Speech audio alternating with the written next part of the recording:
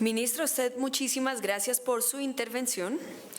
Y acá me comentan y entendemos, por supuesto, que tiene que cumplir con otros compromisos en un momento, pero agradecemos enormemente su compañía. Les quiero recordar a las personas que hace poco hicieron el ingreso al salón, nuestra red Wi-Fi es Evento Andy, es el nombre, y la contraseña es Andy 2016. También los quiero invitar muy especialmente a participar activamente en todas nuestras redes sociales. Nuestro Twitter es @Andy_Colombia y los invitamos a que usen el hashtag numeral sostenibilidad Andy. Bien, y para continuar con nuestra agenda, en la Cumbre de París, COP21, celebrada a finales del año pasado, nace un nuevo marco de gobernanza global y se abren oportunidades para catalizar el futuro modelo de desarrollo, reorientando las políticas de los gobiernos hacia el crecimiento verde. En este contexto, daremos paso al diálogo de apertura más allá del Acuerdo Global COP21, retos empresariales hacia un nuevo clima.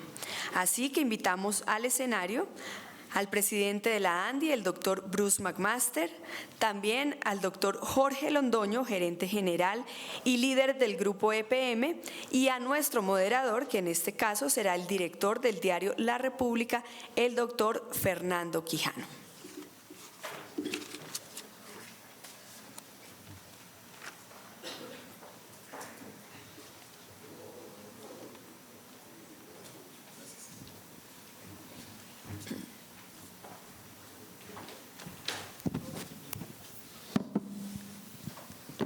Bienvenidos. Gracias. Bueno, muy buenos días a todos, muy buenos días, doctor Bruce, doctor Jorge. Es una mañana rara, ¿no? Donde decía el ministro, donde todo el mundo, desde ayer más o menos a las 6 de la tarde hasta esta mañana, solamente hemos hablado de impuestos, de las repercusiones, de entender un poco, a ver cómo nos salpica la cascada tributaria. Seguramente de una u otra manera nos vamos a ver incluidos en ese torrente, pero lo importante en esta mañana es que no hablemos de impuestos verdes, sino que nos dediquemos un poco a entender el tema de profundizar un poco el tema de la sostenibilidad y mirar desde la óptica gremial y desde la óptica de una empresa como EPM, que es bastante líder en estos temas, es cómo se entiende estos temas de los acuerdos de París. Básicamente, cómo bajamos esos conceptos y cómo los empezamos a masticar, cómo los empezamos a trasladar y hacer un proceso de socialización o sensibilidad del tema. Arranquemos con el doctor Bruce.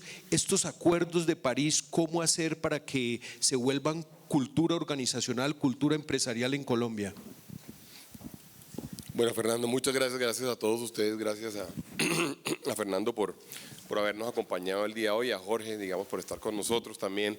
Para nosotros es de la mayor importancia poder contar con la participación pues, de las empresas, que además son los verdaderos protagonistas de lo que sucede, ¿no?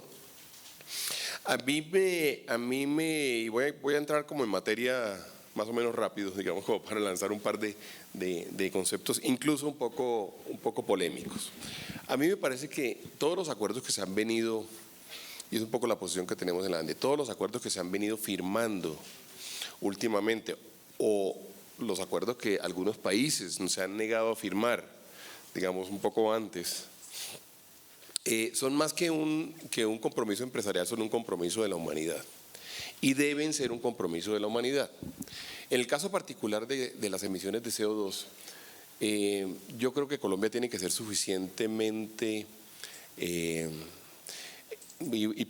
lo que voy a decir, por favor, que en la República mañana no se me vaya… No salga tan grande. No se me vaya a devolver tanto. Pero donde Colombia tiene que ser suficientemente inteligente en saber cómo actuar. Le voy a decir por qué. Colombia en realidad es una víctima del cambio climático. Colombia no es un gran emisor de CO2 y a Colombia la realidad le ha cambiado. Los grandes emisores de CO2 están en otros sitios del mundo. Y claro, cuando se emite CO2, en realidad lo que cambia es el clima global. Nosotros necesitamos ser muy fuertes en exigirle no solamente a las empresas colombianas, en donde nosotros pues sin duda estamos comprometidos con hacer todos los cambios posibles, sino tenemos que ser muy fuertes en contribuir junto con los otros que son responsables en el planeta a exigirle al resto de países del mundo que actúen y que actúen responsablemente. Casi que es inocuo lo que nosotros hagamos si los países desarrollados o los grandes emisores de CO2 no hacen algo serio, y eso lo sabemos todos. La pregunta entonces es, y aquí es donde tenemos que ser verdaderamente inteligentes nosotros, la pregunta es, si los otros países no hicieran nada, entonces Colombia no debería hacer nada. La pregunta es, ¿tenemos que esperar a que otros países hagan cosas para que nosotros hagamos? La pregunta es, y esta es la más interesante de todas, es cómo es el trade-off entre el desarrollo social de nuestro país y los eventuales compromisos que hagamos nosotros a nivel global. Y quiero explicarme en esto. Reducir emisiones de CO2 en todo caso tienen implicaciones, por supuesto, de desarrollo, como casi todos los actos responsables en términos de sostenibilidad ambiental. ¿Será que sería justo que Colombia hiciera un esfuerzo solo, que Colombia sacrificara el desarrollo productivo, que Colombia sacrificara el desarrollo industrial, mientras no lo haga el resto del planeta? Y por supuesto la siguiente pregunta que saldría, digamos obvia, es si todo el mundo pensara así, entonces nunca nadie terminaría haciendo verdaderas reducciones en términos de CO2. Por eso es que son tan importantes los pactos globales. Pero los pactos deben ser para cumplirlos y debemos tener verdaderamente la certeza de que estamos siendo acompañados por los otros países. Si no, lo que va a pasar es casi que el peor de los mundos, en donde sacrificamos nosotros desarrollo y los efectos sobre el calentamiento global se van a ver, y sobre todo, en general, sobre todos los ecosistemas van a ser tangibles y van a ser muy pronto.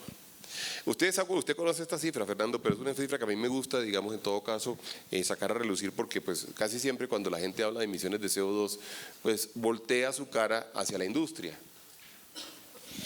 Pero esta es una cifra que yo quiero que le quede siempre en la mente y nos va a tocar trabajar en ello. En Colombia, con la línea base del año 2010, el sector agropecuario, más la deforestación, más la ganadería, es decir, lo que pasa en el campo de alguna forma, significaba el 58% de las emisiones de CO2 del país. Los residuos, como mencionaba el ministro ahora, significaban o representaban representaban en el 2010 el 6%. La energía, el 32%. Y los procesos industriales, el 4%. Esto es una cifra que sorprende a todo el mundo.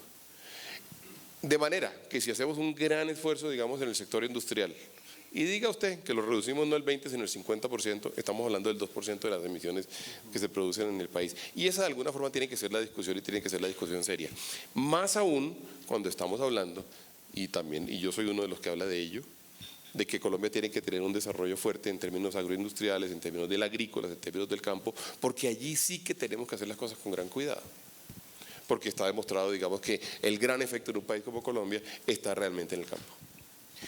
Muy interesante el dato y uno lo ve como tendencia, no sé si uno es consumidor de documentales de Netflix, hay como 5 o 6 de los más vistos que tienen que ver con la conspiración de las vacas, la huella de carbono, y uno ve que es las cifras que dice el doctor Bruce, que hay un sector con una huella de carbono enorme, que es el sector agro, no el agroindustrial, que quizás se pueda medir más, pero que es absolutamente no tenido en cuenta en en estas discusiones. Es el no invitado, pero que debe ser invitado de primera línea. EPM es una empresa con una responsabilidad social muy sentida, es de esas empresas que cuando uno no vive, digamos, la situación de Medellín, la situación de Antioquia, y desde Cali o Barranquilla o desde Bogotá mira, como que siempre lo llena de admiración. ¿Cómo es que las empresas públicas de Medellín son las líderes y tienen un sentido, un nervio de sostenibilidad, de responsabilidad social muy profundo? ¿Cómo entiende estos temas EPM? Sí, Fernando y Bruce, muy buenos días a todos, muy buenos días. A ver, lo primero a que nos dimos la tarea en EPM era cómo tratamos de bajar en la práctica los compromisos pues del nuevo pacto global. Y EPM manejaba tradicionalmente una mega financiera y en este caso la redefinimos nuestra mega y le incluimos elementos ambientales. Y en términos generales, la mega nueva de EPM dicta que al año 2025 estaremos operando carbono neutro y nos estamos comprometiendo adicionalmente a operar carbono neutro al cuidado de 137.000 hectáreas, al cuidado de cuencas hídricas, alrededor de 137.000 hectáreas adicionales a 45.000 hectáreas que ya posee EPM alrededor de sus embalses. Es decir, estaremos protegiendo cerca de 180.000 hectáreas en estos próximos 10 años.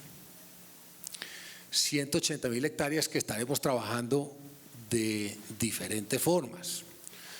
Algunas vía reforestación, claro está. Otras a través del cuidado de las cuencas y de los bosques. Y en esto también pensando en los objetivos, en los 21 objetivos del nuevo Pacto Global, que habla de las alianzas. Uno de ellos habla de las alianzas. Y lo que hemos desarrollado nosotros es para este cuidado de 137.000 hectáreas adicionales que no son propias de EPM, sino que son de terceros. Estamos apoyando muy fuertemente la iniciativa de Banco 2, que se refirió el ministro ahora en la mañana tanto acerca de ella. Es una iniciativa que EPM acompaña. También tenemos una corporación que estamos impulsando que se llama Cuenca Verde, que trabaja en las dos principales cuencas que suministran agua potable a la ciudad de Medellín, que son la cuenca del Río Grande, que está en el páramo de Belmira. Hablaba de la importancia del ministro de los páramos. Nosotros estamos trabajando para proteger estos páramos. Lo mismo la cuenca del río Nare o de la Fe, de la laguna de la Fe, alrededor de Medellín, en Río Negro, quienes conozcan la ciudad.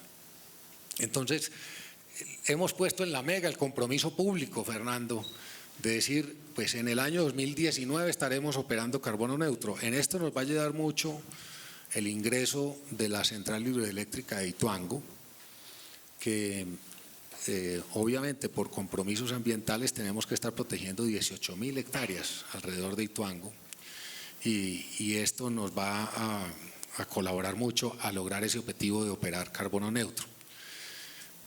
Hago una cuñita, alrededor de Ituango es uno de los pocos bosques tropicales secos que hay en Colombia y cuidar ese bosque va a ser muy, muy bonito, muy motivador, porque es un paisaje que uno no se lo imagina. El bosque tropical seco, uno normalmente los bosques los asocia mucho a lo verde, a lo húmedo, y cuando llega a un bosque tropical seco uno se sorprende mucho. Los invito a que conozcan ese bosque algún día.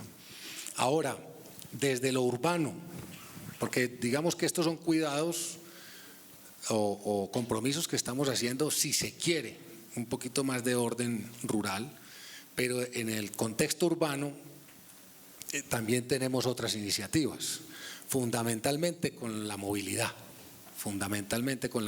Estamos apoyando mucho la movilidad eléctrica. EPM viene ya incentivando el uso de autos eléctricos en la ciudad de Medellín. Estamos instalando ya estaciones eléctricas para que la gente pueda recargar sus automóviles. En asocio con el área metropolitana de Medellín y con el metro de la ciudad, con el metro de Medellín, vamos a estar ingresando 2 buses eléctricos en los próximos 6 meses a la ciudad.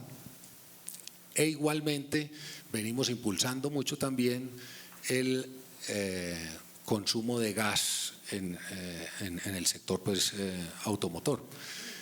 Ya tenemos cerca de 26 estaciones de gas alrededor de todo el departamento de Antioquia y los grandes, digamos, el sistema de Metroplus en Medellín, muchos de esos buses funcionan a gas y lo mismo los camiones recolectores de basuras de nuestra filial en Varias, la mayoría de ellos están funcionando a gas. Entonces, digamos que hay esa serie de iniciativas. Obviamente hay iniciativas también en el tema de de generar energía a través de fuentes no convencionales, de energía renovable. Tenemos en la actualidad en La Guajira tenemos un parque eólico, el único parque eólico que hay en este momento en Colombia, es operado por propiedad de EPM, y yo creo que si todo nos sale bien para el año 2020 tendremos una planta de generación solar con cerca de 200 hectáreas y 100 megavatios ofreciéndola al país. Un poco desactualizado el comentario, pero que nos ayuda a aterrizar, es en tiempos de misión y visión de las empresas que se gastaban muchos meses tratando de definir el negocio en 4 líneas. Alguien me explicaba que el negocio de EPM hace muchos años me decía, mire, esto es muy simple, rentabilizamos aguaceros. Es como una empresa llega a ser, siempre está en todos los rankings, entre las 3 primeras empresas de Colombia rentabilizando aguaceros. O sea que si hay un negocio absolutamente sensible a la sostenibilidad ambiental es el de EPM. ¿Cómo seguir haciendo eso? Pero ahorita pasamos una cosa. Yo le quería preguntar al doctor Bruce, ¿cómo ensamblar todo este tema de sostenibilidad, de responsabilidad verde, de preocupación por la huella de carbono en términos de competitividad? Yo lo he escuchado mucho hablar a usted en diferentes oportunidades sobre cómo ser más competitivos y obviamente hay varias formas de serlo, pero cómo involucrar estos conceptos, qué oportunidades nos brindan estos conceptos en ser competitivos, una industria, una empresa más competitiva a partir de estos conceptos. Sí, es muy interesante Fernando, porque esa es un poco de alguna forma la dicotomía que yo digo a la cual se terminan enfrentando. ¿Cómo hacemos nosotros para tener las dos cosas y cómo hacer que incluso para construir oportunidades como las que menciona Jorge? El caso, por ejemplo, de los parques eólicos es uno de esos casos, digamos, muy notorios, o de los esfuerzos que están haciendo algunas compañías, por ejemplo, en Colombia hoy en día, además como desarrollo de una ley que salió hace un par de años, que se demoró además muchísimo en ser reglamentada, que era la ley de energías no convencionales, que permite que haya en este momento, por ejemplo, esfuerzos importantes alrededor de energía solar, que seguramente Colombia debería y podría, digamos, convertirse en uno de esos países que son, digamos, las grandes alternativas en términos de energía solar. Están empezando a pasar cosas.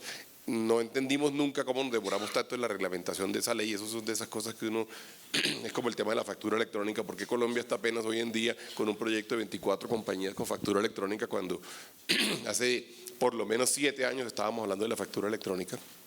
Pero aquí pasó lo que pasó, digamos, en nuestro mundo sucedió lo que sucedió, y lo cierto es que ahí hay unas oportunidades increíbles. Hablaba yo inclusive con el ministro antes de iniciar el evento. Estábamos hablando, por ejemplo, del tema de los carros eléctricos. Estábamos hablando, inclusive con Jorge también hablamos un poquito de los vehículos eléctricos. Decíamos que había por ejemplo, una ley que permitía, que además fue una tributaria que no me acuerdo si fue la del 2010 o la del 2012, que permitió mediante un sistema de cupos hacer unas importaciones de carros eléctricos con 0 arancel. Que por cierto creo que se vence el año entrante y ya perdemos, digamos, ese beneficio. Le decía yo a él, eso es interesante, pero por ejemplo hay que pensar, digamos, desde el principio en términos como los que usted está planteando, porque lo que es verdaderamente interesante para Colombia no es solamente utilizar los carros eléctricos. Jorge decía que las estimaciones que él tiene es que dentro de 20 años todos los carros serán eléctricos, sino de que buscáramos, por ejemplo, alternativas para que Colombia pudiera convertirse primero en ensamblador y luego en productor de carros eléctricos. Entonces, si uno va a crear incentivos de política pública que no sean simplemente a la importación de los vehículos, sino que sean ojalá al ensamblaje y o producción. Me decía también Jorge, uno de los grandes retos, digamos, en el carro eléctrico es justamente poder construir las baterías. Bueno, le decía, entiendo, Tesla y esta gente que está metida en este tema probablemente son los que están, y esto va a ser un tema además de gran desarrollo de innovación y tecnología, probablemente las baterías vamos a tener que importarlas, pero el resto del carrito sí lo podemos hacer. Y eso sí es relativamente fácil porque entre otras cosas se parece mucho a las motos, y si hay un país que se ha demostrado ser muy eficiente en venta de motos. Eficiente en venta y ensamblaje y producción de motos, Fernando, porque usted se pone a ver cuántas plantas de motos muy sofisticadas hay en Colombia y de pronto no le caben en los dedos de una sola mano. Es decir, Colombia en eso se ha venido desarrollando. Ahí hay, por ejemplo, un filón importantísimo en el cual nos podemos desarrollar y nos debemos desarrollar. Ahora, un comentario que no quiero que quede en el aire es, nosotros por supuesto Por supuesto, estamos súper comprometidos y creemos que la empresa colombiana tiene que hacer todos los esfuerzos por ser parte, digamos, de la reducción de emisiones de CO2. El compromiso que existe y que planteó el ministro de la reducción del 20%, pues hay que hacerlo. Pero lo importante es que además lo hagamos en serio, que lo hagamos en todos los sectores y que adicionalmente le exijamos al resto de países que se haga. Es un poco el comentario mío, no quiero que se me vaya a tomar, digamos, como fuera de contexto. Y estas sí son esas negociaciones que la humanidad tiene que dar, en donde todos tenemos que aportar. Todos tenemos que aportar. El peor de los mundos es el que hemos vivido hasta ahora, donde un país como China le dice a Estados Unidos: yo no me meto porque usted no se mete, y como usted no se mete, yo por qué le voy a vender productos. Entonces usted, que era un poco la discusión del carbón. Por ejemplo, voy a hablar un poco de la tributaria, si me permite, porque hay cosas interesantes en la tributaria. El tema del carbón. Hubiera sido un gran error grabar el carbón, digamos, cuando está saliendo de las minas colombianas. Porque usted graba el carbón que sale de las minas colombianas, pero en todo caso se vende, lo terminan comprando en los países desarrollados, lo queman, terminan, por supuesto, digamos, contaminando el medio ambiente, haciendo emisiones de CO2 y termina, por supuesto, todo el globo terráqueo, digamos, teniendo el efecto de calentamiento global. Es decir, ese hubiera sido un error. Ahí, por ejemplo, la tributaria se comportó bien, no haber grabado el carbón, especialmente porque la gran mayoría del carbón que produce Colombia se exporta. No así, y esto también se lo decía yo a él al principio, el caso, por ejemplo, de los líquidos, de los hidrocarburos que se utilizan para la generación. Y déjeme, le voy a dar una corta. O sea, el diésel. Especialmente el diésel, claro. ¿Y por qué? Porque, entre otras cosas, Colombia, las plantas de líquidos que existen en Colombia, pues en realidad son solamente un backup que se utiliza en momentos de crisis. De hecho, pues Jorge, que tuvo, digamos, fue uno de los que le tocó vivir quizá con mayor estrés la crisis que tuvimos entre marzo y mayo de este año. ¿Qué le hubiera pasado a Colombia si las plantas de líquidos no hubieran entrado? Se hubiera pagado. O una buena parte de Colombia se hubiera pagado sin la menor duda. Entonces la pregunta es si uno en condiciones de crisis, por ejemplo, tiene que grabar justamente el combustible que se utiliza para poder darle backup al sistema. Hablaba yo con el ministro, le decía: si usted quiere ser muy competitivo y quiere darle beneficio a toda la población, quizás no solamente no hay que grabarlo, sino habría que subsidiar el combustible en ese momento, para que además toda la población no pagara, digamos, un costo demasiado alto en energía y por lo tanto la competitividad del país no se viera afectada. Es decir, el trade-off que hay que construir alrededor de competitividad, de equilibrio, sostenibilidad, de equidad, ese trade-off ahí sí que, digamos, depende uno de las políticas públicas y de políticas públicas suficientemente inteligentes, suficientemente racionales, lejanas ojalá del dogmatismo, que nos permitan movernos en este mundo que es así. El mundo es finalmente así. Hay una preocupación, y es uno en todo este mundo de los emprendimientos, y quizás quienes tienen una pequeña o mediana empresa, de proyectarla a las próximas décadas, es ¿por qué son tan escasos los emprendimientos que tienen que ver con el tema verde, con el tema de la huella de carbono, con el tema de sostenibilidad? ¿Por qué la mayoría de los emprendimientos, y Medellín, que es toda una ciudad incubadora y que le ha apostado mucho a la innovación, uno siempre que habla de emprendimientos y que habla de innovación, lo tiran al sector tecnológico? Es decir, aplicaciones, pero nunca nada que tenga que ver con el país que tenemos, que es un país rico en páramos. Lo decía el ministro, que el 43% de los páramos estaban en Colombia, que es una fábrica de agua, que tenemos los ríos más torrentosos, si se le puede llamar, de América Latina. ¿Por qué no hay desarrollo de emprendimientos en el sector ambiental? Si bien no es un tema inherente a EPM, sí es un tema, por ejemplo, de ciudad. Los emprendimientos, la mayoría, tienen que ver con provincia, con Cali, Barranquilla, Medellín. Pero ¿por qué usted no ve, digamos, que hayan desarrollos en ese sentido, de nuevas ideas? A ver, en EPM, Fernando, apoyamos junto con la Alcaldía de Medellín una iniciativa que se llama Ruta N, que es una especie de promotor de emprendimientos innovadores a nivel local y con espectro regional. Yo creería, si miramos la revolución tecnológica del siglo XXI, pues primero pudo haber impactado inicialmente algunos sectores, el sector de las telecomunicaciones, el sector de los medios de comunicación, el sector de los servicios. Fue, digamos, la primera ola que impactó el mundo de los negocios, pero ahora, en estos próximos 10 años, yo creo que la revolución tecnológica se va a concentrar en afectar el mundo energético.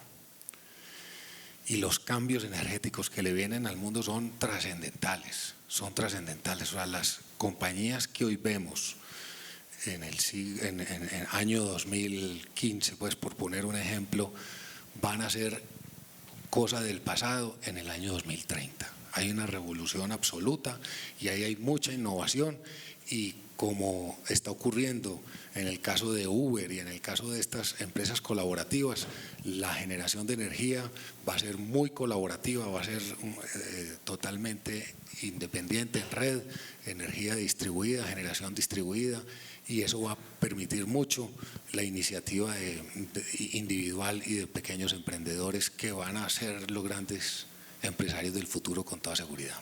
En el tema de las pymes, en el tema, digamos, en la ANDI, que ha hecho muy bien esa transición de abusar del tema industrial para meterse muy al tema de Asociación Nacional de Empresarios, esos empresarios grandes o pequeños, ¿cómo se está sensibilizando todo este tema de sostenibilidad y de que le apuesten a negocios que tengan que ver con el desarrollo del sector? Sí, dos comentarios sobre eso, Fernando. Efectivamente, la ANDI, esa migración, digamos, que se produjo, digamos, de la Asociación Nacional de Industriales, histórica, digamos, a la de empresarios, incluye un paquete muy importante que es el que nosotros denominamos ANDI del futuro. Que no sé si usted lo tiene presente, pero son cerca de, en este momento, 203 pequeños y medianos, pero muy pequeños y medianos, emprendedores e innovadores en donde nosotros estamos en este momento. Es decir, cuando usted entonces ve, digamos, del número de afiliados de la ANDI, hay 203 que están en esa modalidad, que en donde nosotros estamos apostándole a que efectivamente haya nuevos negocios, haya nuevos emprendimientos, a que ojalá se dediquen, digamos, verdaderamente a hacer como esa industria del futuro de Colombia, a que apoyen el resto del empresariado colombiano. Nosotros creemos que un ecosistema, digamos, de gran industria nunca va a existir, o de gran empresa nunca va a existir y subsistir en forma sostenible si no está acompañado de una gran cantidad de innovadores y de emprendedores, de manera que eso está allí, y eso de alguna forma para nosotros es tan marcado. La vicepresidencia que existe, que maneja Carlos, es la Vicepresidencia de Sostenibilidad Ambiental, trabaja, digamos, todos los días en ello y busca que justamente nosotros podamos ser como unos factores más bien constructores de sostenibilidad, y que podamos nosotros además canalizar, trabajar inclusive con la política pública, poder generar nuevos emprendimientos y nuevas iniciativas, y también ver cómo la industria y la empresa tradicional puede trabajar. Para nosotros es muy importante, pero le voy a contar algo que quizá usted no sabe. Lo que era la antigua Asomineros, que usted se acordará que eso era un gremio que luego entró a la ANDI, y luego hicimos un trabajo muy grande de tratar de unir al resto de compañías mineras en una asociación fuera de la ANDI, que es hoy en día ACM, la Asociación Colombiana de Minería. Cuando nosotros hicimos y pasamos, digamos, todos esos afiliados y los aportamos, digamos, a la nueva asociación, que es la que dirige Santiago Ángel, nos encontramos con que con lo que nos quedábamos ahí era como con un think tank muy potente en términos de producción de conocimiento y en términos de capacidades, de capacidad de discusión y de debate fundamentado e intelectualmente rico, digamos. Ese grupo de pensamiento migró y hemos creado algo desde hace un año y medio, más o menos, que es el Centro de Pensamiento del Agua. Nosotros hemos creído que si en algo tenemos que pensar muy seriamente de aquí en adelante es en el agua en todas sus versiones, no solamente, como usted mencionaba, no solamente cómo hacer para rentabilizar los aguaceros, no solamente para cuidar los páramos, no solamente para cuidar las cuencas, sino también para trabajar el tema de vertimientos, o trabajar el tema que a veces es tan importante, digamos, por ejemplo, yo quedando con el tema de Ciudad Caribe, en el qué pasará, digamos, en ese gran delta del río Magdalena, o qué pasará en la Amazonia. La verdad es que ese centro está cada vez trabajando más, inclusive muy atado a algunos de los ejercicios mineros que hacía históricamente, porque claro, el tema del agua tiene que ver con el tema de la minería, o el tema del agua tiene que ver con el tema del petróleo. Entonces, por ejemplo, ese tipo de cosas para nosotros son cada vez más importantes y más interesantes, y estamos en ello permanentemente. Pero usted hizo una pregunta, Jorge, en donde yo quisiera meter un poquitico la base, que es el tema de la innovación. Yo creo que la verdadera razón por la cual, o el verdadero detonante, digamos, iniciativas y emprendimientos que tengan que ver con un tema o el otro tienen que ver con los incentivos que existan. Y para esto quiero tocar un tema en particular y decirle que a veces nosotros sobreestimamos la economía y el poder de la economía para ciertas cosas y lo subestimamos para otras.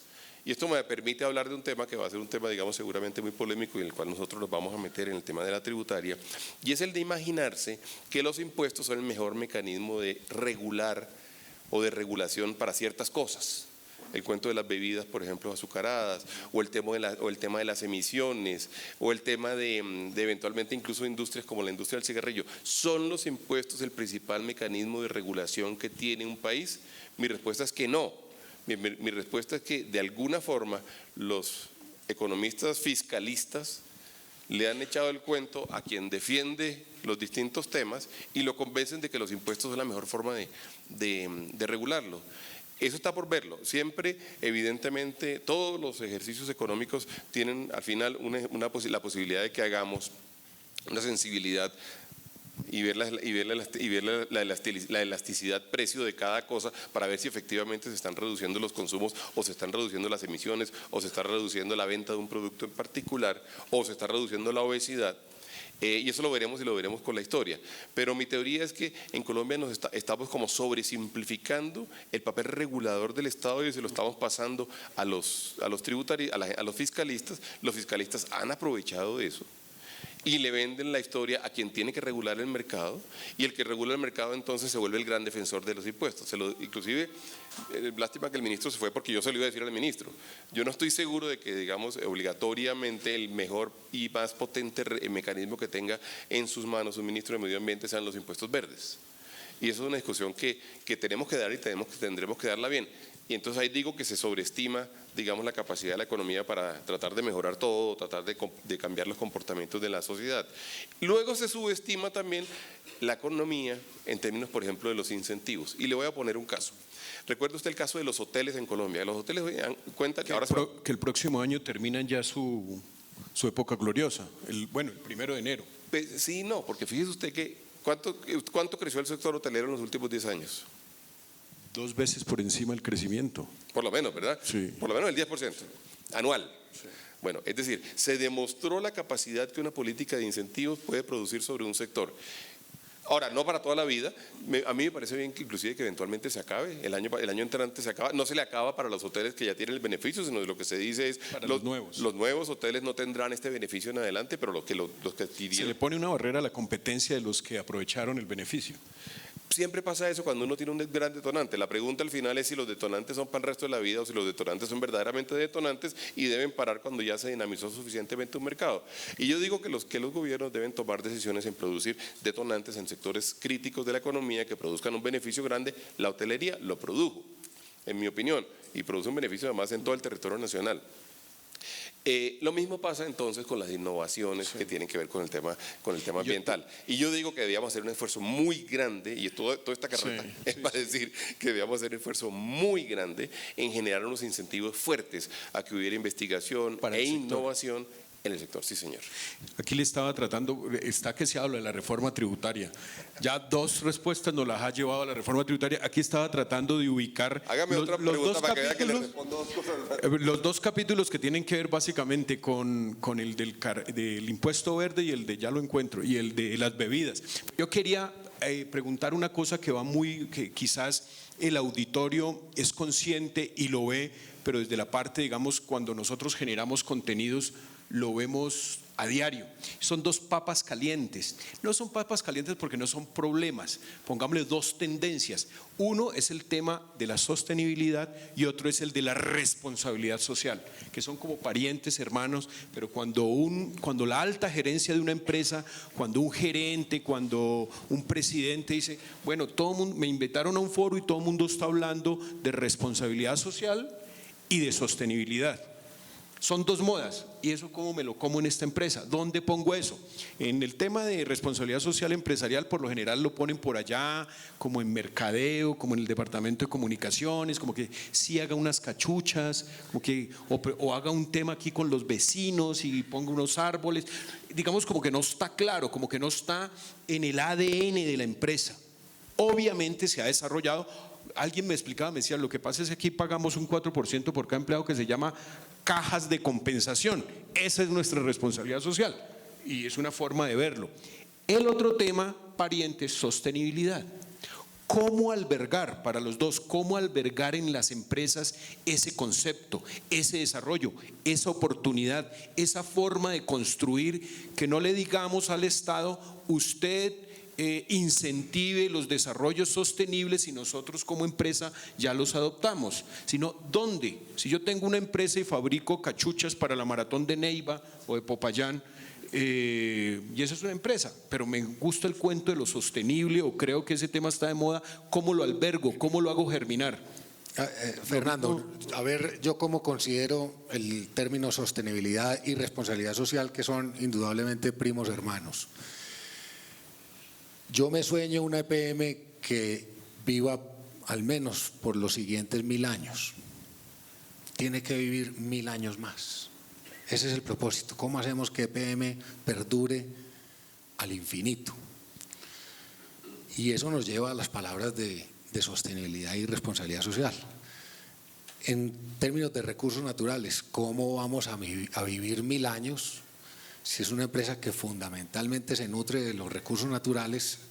¿Cómo no hago para cuidarlos, hacer un esfuerzo proactivo de su protección? Y en el mismo sentido, si yo soy una empresa que le sirve a todos los ciudadanos, ¿cómo no preocuparme de ser legítimo ante ellos? O sea, si la ciudadanía me rechaza a mí, pues obviamente la empresa tiende a morir. Si la ciudadanía me acoge, pues obviamente voy a permanecer con ella a través de los años, que sería el concepto de responsabilidad social empresarial. Pero cuando nosotros profundizamos en lo que es sostenibilidad y lo que es responsabilidad social empresarial, buscamos que sean relaciones gana a gana, porque la sostenibilidad financiera de las compañías es fundamental. Yo no puedo preocuparme de cuidar el medio ambiente y de atender o ser legítimo ante la comunidad si no estoy generando beneficios económicos para que la empresa se proyecte en el tiempo. Entonces, todos nuestros trabajos son relaciones gana-gana. Y les voy a poner ejemplos. Vamos a cuidar 137.000 hectáreas en las cuencas hídricas. ¿A quién beneficia? Beneficia a todo el mundo, EPM incluida, porque EPM vive del agua. Y que vamos a promover la movilidad eléctrica en Medellín, a eso beneficia a todo el mundo. Va a haber menos emisiones de gas, va a haber más economías y EPM va a vender más energía. Me beneficia a mí también. Entonces son ejercicios donde gane la comunidad, pero que EPM también se beneficie. Y así entendemos la sostenibilidad. ¿Usted la ve pariente, hermana de responsabilidad social o una dimensión? Es que son las tres paticas, son las tres. Yo lo que diría la eternidad, por no decirle sostenibilidad, la eternidad se concibe si estamos trabajando desde lo ambiental, desde lo social y desde lo financiero. Son las tres paticas. ¿Cómo lo veo? ¿Cómo aconseja esos dos temas? ¿Cómo los relacionamos? Responsabilidad social y sostenibilidad. Sí, y bueno, y rentabilidad, ¿no? Sí. Sí. Fernando, esa ha sido una de las grandes discusiones que he dado yo históricamente, digamos desde la academia, la universidad, en fin, y luego pues inclusive desde mi paso por el gobierno. Yo soy un convencido de que las empresas pues evidentemente tienen el papel que les asignaba Milton Friedman, que era el papel, por supuesto, de generar ingresos, generar empleos, generar impuestos y demás, y eso está bien. Pero tienen un papel muchísimo más importante, siendo verdaderamente un tipo de ciudadanos. Las empresas son un tipo de ciudadanos, son el ciudadano corporativo que participa de lo que sucede en una sociedad, que tiene derechos, por supuesto, pero que también tiene una serie de obligaciones, que tienen la obligación de comportarse bien, que tienen la obligación de construir entorno, que tienen la obligación de participar incluso de las grandes discusiones nacionales.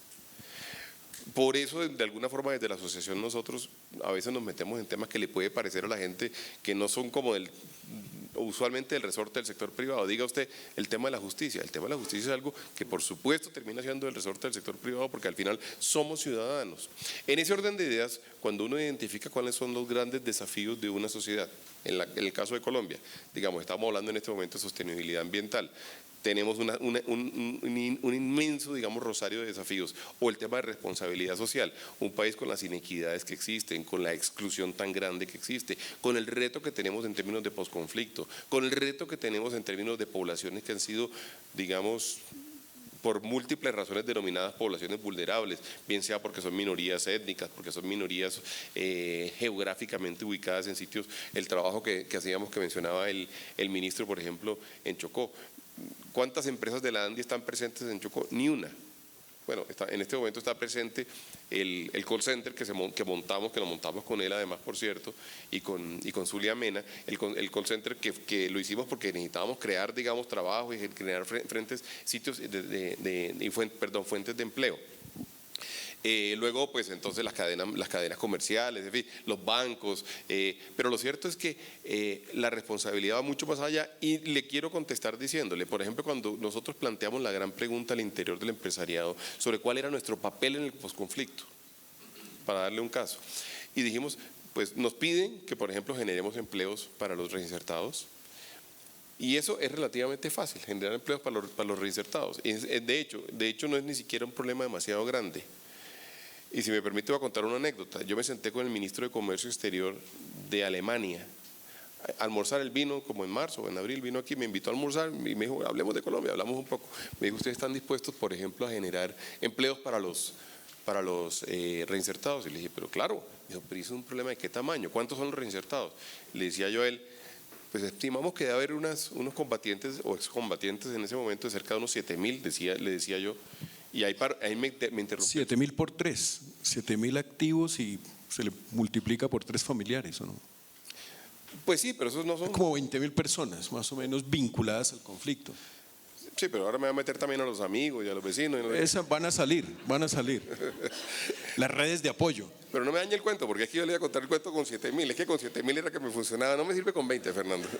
Lo que pasa es que ese cuento ya lo había oído por ahí y es reinsertar como un aspecto de responsabilidad social empresarial y darle la oportunidad a estas personas que se reintegren a la sociedad. Es una cuenta muy básica. Pero usted no sabe para qué lo que voy a decir. Este cuento no lo ha oído. Le dije al señor, son 7.000. Y el tipo me dice, ¿7.000 qué? Me dice, 7.000 personas. Y le digo, ¿pero cómo así? Me dice, 7.000. Y yo oigo esta discusión como tan grande. El tipo me dice, 7.000 es el número de inmigrantes que nosotros estamos recibiendo de Siria y de Medio Oriente al día. Entonces me dice, no, ustedes no tienen un problema ahí. Usted puede decir que son 20, usted puede decir que 50. Pero el cuento es a que realmente ese no es el problema, digamos. El de los 7.000, eso es un chulo que usted puede poner rápidamente. El reto grande está en cómo hacemos para generarle oportunidades a las poblaciones vulnerables. Entonces, víctimas del conflicto armado, seguramente habrá millones de personas, están estimadas en 6.500.000 personas. Por ejemplo, grupos étnicos o grupos que se encuentran en sitios, digamos, apartados. Está la gente en condición de pobreza, están las personas en condición de discapacidad y está, por supuesto, y nosotros siempre le incluimos dentro del grupo con el cual tenemos que trabajar, a los ex militares que además salen casi siempre muy jóvenes, jubilados y que además no tienen, digamos, oportunidades de trabajo, y sería muy injusto que los ex guerrilleros tuvieran oportunidades de trabajo y los ex militares no lo tuvieran.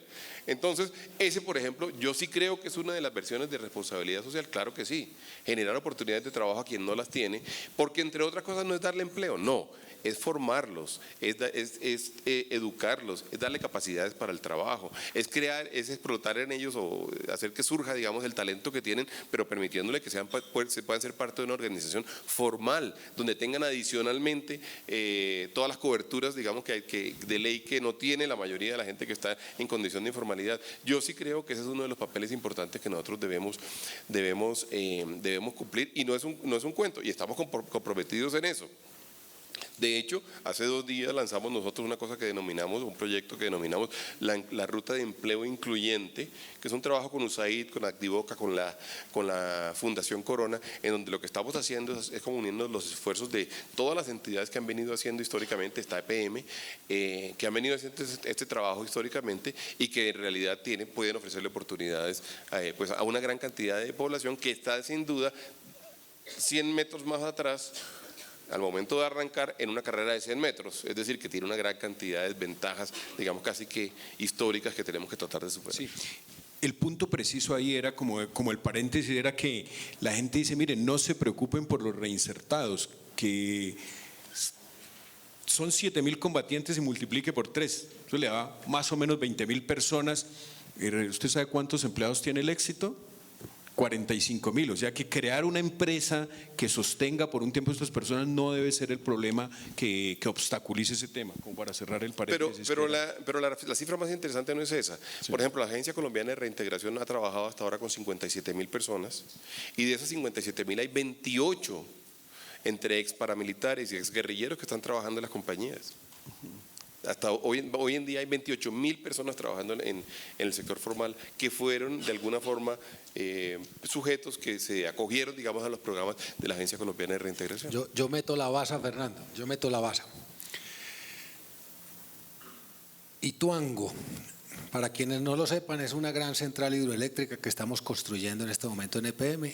Tiene una capacidad de generación de 2.400 megavatios y entrará operando a finales del 18, principios del 19. Alrededor de Ituango hay municipios afectados históricamente por el conflicto armado. Tenemos Briceño, Ituango, Yarumal, Valdivia, son municipios que cuando pintan el mapita de Colombia, esas líneas rojas donde hay conflicto, allá está el conflicto sentado. Les mencionaba ahorita que tengo que hacer una compensación ambiental de cerca de 18.000 hectáreas. Tengo que reforestar, hacer trabajos de reforestación sobre 18.000 hectáreas. Y hay que competirle al narcotráfico. A mi competencia no es si es reinsertado o si no es reinsertado, no, sino los cultivos de coca. Yo voy a ofrecer trabajo digno, formal, duro, contra un trabajo informal, riesgoso y rentable. Y esa es, digamos, la decisión que va a tener que tomar el ciudadano. Ya el Estado, una empresa del Estado como EPM está ofreciendo una alternativa importante a esa población allá. ¿Se quieren formalizar, se quieren legalizar o nos va a ganar la ilegalidad y la informalidad? Pero el tema, digamos, en las zonas de influencia de EPM y esas zonas de influencia que tienen problema de orden público, se asume ¿cómo se asume la solución? ¿Como de responsabilidad social o por ayuda a solucionar un conflicto que tiene el país? No, nosotros indudablemente en nuestro ADN como una empresa 100% pública, el desarrollo y la competitividad de los territorios es parte de nuestra función. Es parte de nuestra función y de nuestro objeto social. O sea, nosotros llegamos a un territorio para ayudarle a su desarrollo y a su competitividad.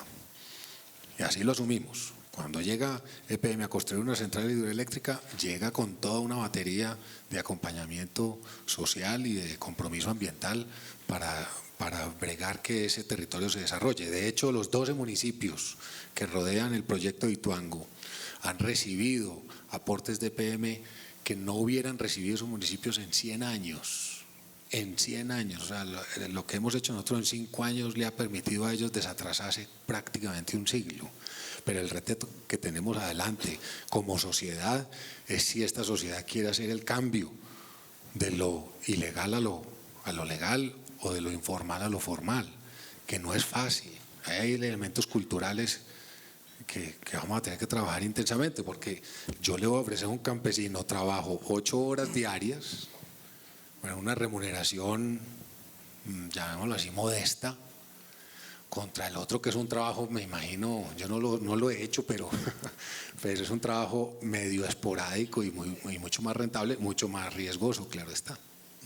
Concebir el tema de responsabilidad social desde una empresa de servicios públicos siempre va a ser complejo, dado que el sistema de servicios públicos pues está subsidiado por estratos, el tema del no pago es un tema que muchas veces hay consideraciones, hay programas de que la gente, digamos, ayudarle, o sea que el manejo en sí de una empresa de servicios públicos en las comunidades es un tema muy sensible. Como para tirarle el tema, porque aquí le tengo los 2 artículos de la reforma tributaria, para tirarle el tema de Electricaribe, por ejemplo, cómo se asume ese problema si se ejerce ese servicio en la costa y cómo se asume en Medellín. Medellín y Antioquia es un tema casi la gente paga normalmente, uno no encuentra empresas reconectando y pirateando electricidad, cosa que sí sucede en la costa Caribe. Cuando usted seguramente en las próximas semanas, si ya no le propusieron que asuma ese tema tan complejo de prestar servicios, de administrar una empresa de servicios públicos en el Caribe, donde hay una cantidad de digamos, de asimetrías, de que el agua es gratis, de que la energía debe ser gratis, ¿cómo lo asume? Sí, hay unos indicadores de pronto para que ustedes entiendan. Por ejemplo, el índice de pérdidas de EPM está cercano al 8%, es decir, la energía que va por las… Que eso es una claridad, en pérdidas quiere decir conexiones ilegales. No todas, hay algunas técnicas, Eso. O sea, que nosotros sabemos que la energía va por el sistema y cuando vamos a recoger las facturas se nos pierde el 8%. Bueno, aquí hay unas que por electromagnetismo se pierden y otras que sí se nos las roban. Pero, digamos, en el sistema nuestro, en las empresas que manejamos, como les digo, estamos cercanos al 8%, que lo técnico se considera más o menos un 6%. Las pérdidas técnicas, es decir, que tenemos pérdidas sociales del orden del 2-3%. La información que tengo de Electricaribe es que esas pérdidas están del orden del 21-22% y en algunas… Las sociales. El total. O sea que es prácticamente 3 veces más. Ahí hay elementos técnicos y hay elementos sociales. O sea, hay que estudiar, habría que conocer a fondo el sistema, porque si, digamos, hay una rama de un árbol que está encima de una línea de energía, entonces pues eso por ahí hace que se vaya un pedacito de energía, entonces eso ya no es culpa de la sociedad, sino de la empresa que tiene que estar haciendo podas permanentemente para que no se le vaya la energía. Y hay una serie de trabajos que hay que hacer. Pero digamos que eso vuelve muy complejo la sostenibilidad de una empresa. Si ya tengo pérdidas del orden del 20% de los productos que hago, pues eso a cualquiera de ustedes que es empresario saben pues que eso es una cifra muy alta. Y lo otro es la cartera. La cartera, digamos, en Antioquia, nosotros tenemos una cartera vencida del orden del 2%.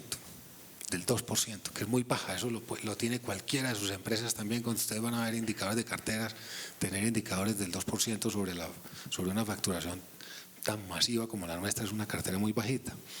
La cartera en Electricaribe yo entiendo que es bastante más alta también, y esto pues lo que obligaría es a hacer un trabajo conjunto. Evidentemente la calidad del servicio motiva a que los usuarios respondan con el pago de sus obligaciones. Entonces, obviamente, para romper el círculo, quien tiene que proponer es la empresa de servicios públicos, tiene que entrar ofreciendo una buena calidad del servicio, pero también hay un compromiso social, digamos, de que la gente responda, porque se sensibilice con el tema. Porque si no se vuelve insostenible el modelo. Estos últimos minutos que ya nos piden que finalicemos, yo le quería traer aquí al doctor Bruce y obviamente al doctor Jorge. La reforma tributaria tiene de la A a la G de desarrollos y arranca pues el IVA y tal cosa. Y en el punto D dice impuestos para promover hábitos saludables, que por ahí seguramente esto se le va a caer, siendo un poco Nostradamus con la reforma, porque uno no puede teledirigir un impuesto. Digamos, impuestos para promover hábitos saludables. Es como si yo pusiera, no, le puedo cambiar lo que quiera, impuestos para promover proyectos de sostenibilidad, impuestos para desincentivar la huella de carbono, etcétera. Pero en los impuestos para promover hábitos saludables es el impuesto al consumo de bebidas azucaradas y el impuesto al consumo de cigarrillos y tabaco elaborado. Pero me llama la atención que ese es el punto D. El punto E es impuesto verde, impuesto al carbono, que fueron dos impuestos que usted o que participó en la discusión o por lo menos en la sensibilización con el gobierno en los preámbulos. Estos dos impuestos no son un poco, uno bien intencionado y el otro teledirigido. ¿Cómo los analiza? Pero cuando usted dice que yo participé en la socialización… No, que supo que el tema se estaba cocinando antes de que lo entregaran. Claro, yo participé en la socialización porque escribí una columna diciendo que no estaba de acuerdo con ellos. Porque sabía que se venían. Pues porque creía que había el riesgo de que se vinieran, sí. Los que leemos asiduamente el diario La República, el día de ayer nos levantamos, digamos, con una columna donde Fernando Quijano… ¿Nos levantamos o nos levantaron? Nos levantamos y para que nos levantara Fernando Quijano con una columna que hablaba de la bipolaridad de los gremios, ¿no? ¿Así se llamaba? Bipolaridad tributaria, sí. ¿Esos son los gremios? Sí, sí. Sí, ¿no? Sí. Él decía que en los gremios, corríjame si lo interpreto mal, pero en pocas palabras decía que los gremios siempre piden las reformas tributarias y luego cuando sale la reforma tributaria se oponen. Eso decía usted, ¿cierto? Sí.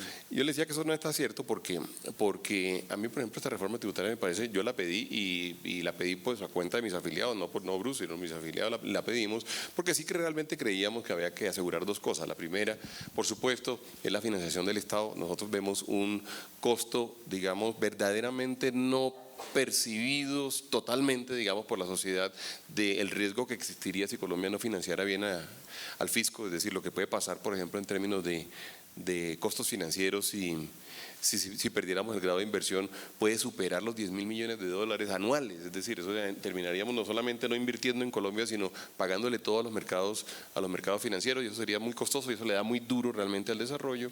Y lo otro porque nosotros sí creíamos que hay que hacer un esfuerzo grande en términos de equidad, porque en Colombia pues los impuestos que se pagan son muy altos para muy poca gente y hay muchísima gente que no paga impuestos.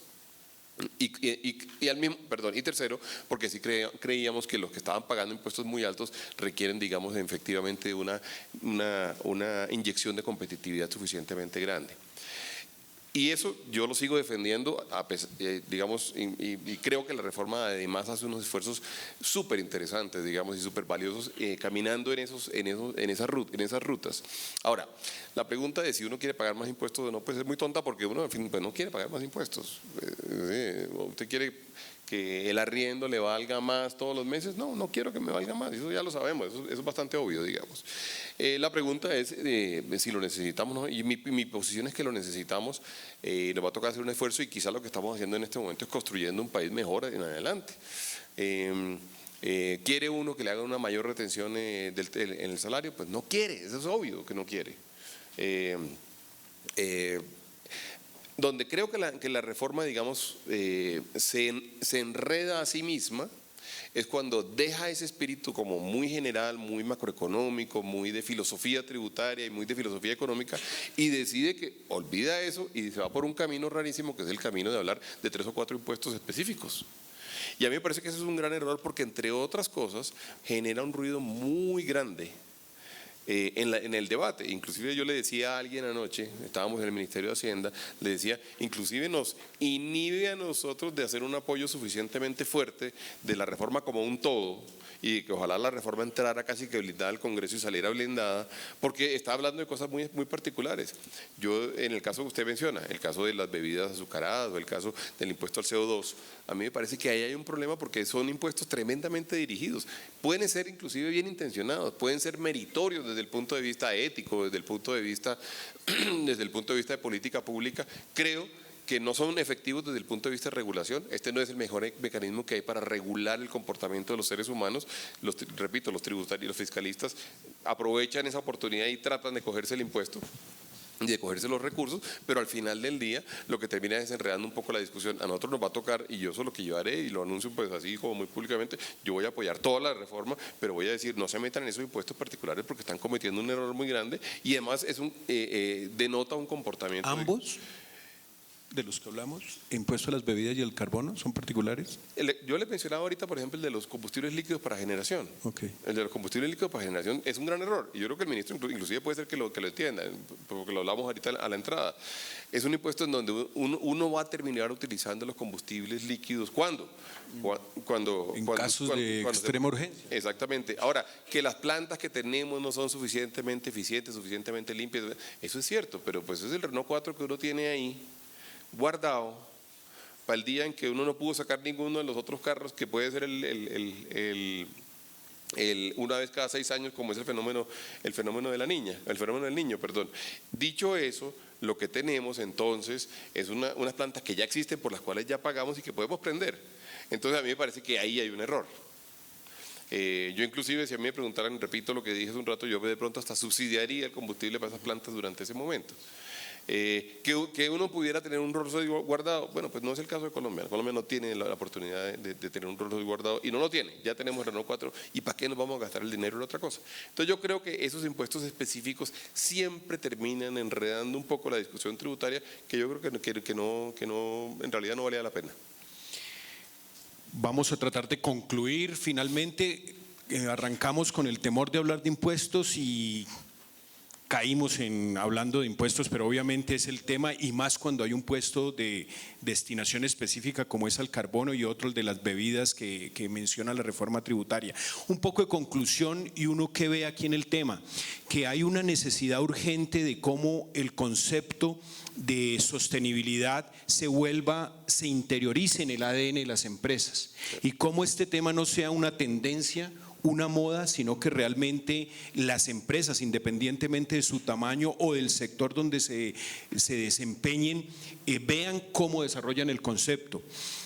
Segundo, de tratar de no mezclar responsabilidad social con sostenibilidad y cómo se come este tema y quiénes son los encargados. Creo que ahí cada sector y cada empresa debe tener, digamos, sus consideraciones. Y lo más importante es que hay una obligación perentoria de que las empresas colombianas, el tema de la sostenibilidad sea un imperativo que en los próximos años y cuando estemos en el 12º foro de la sostenibilidad de la ANDI, de la Asociación Nacional de Empresarios, pues que de una u otra manera hayamos evolucionado y no nos pase lo que sucede en muchas partes o en muchas situaciones en Colombia, que nos gastamos muchos años hablando de lo mismo, y ojalá el próximo año y en los años venideros ya sean casos mucho más reales de desarrollo del concepto de sostenibilidad. Muchas gracias a Jorge, muchas gracias doctor Bruce y muchas gracias a ustedes. Gracias.